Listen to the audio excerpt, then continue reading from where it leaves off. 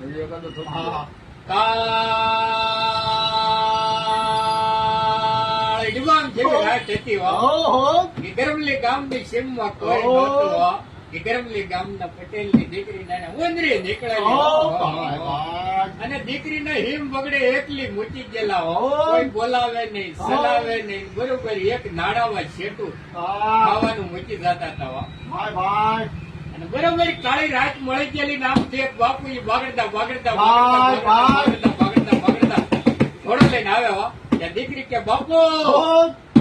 મારી પાસે આવશો માં હો, મારી પાસે આવશો માં. આહ.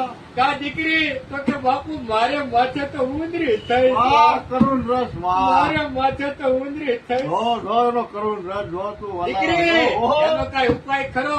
એનો ઉપાય બાપુ અમારે ગામમાં એક સાધુ આવ્યા હતા. તેને કીધું કે આ દીકરીને માથે જો કાળિયું કૂતરું સાટી જાય તો મટી જાય. વાહ ભાઈ વાહ. કાળિયા કૂતરાને તે નહોતું બોલાવ્યું દીકરી. ભાઈ. અરે બોલાવવાની વાત તમે કરો બાપુ, ઘણી ઓહો.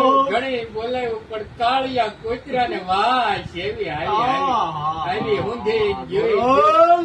જોઈ જો પછી અમારા ગામમાં પાછું નથી આવ્યું. પાછું નથી આવ્યું. ઓહ.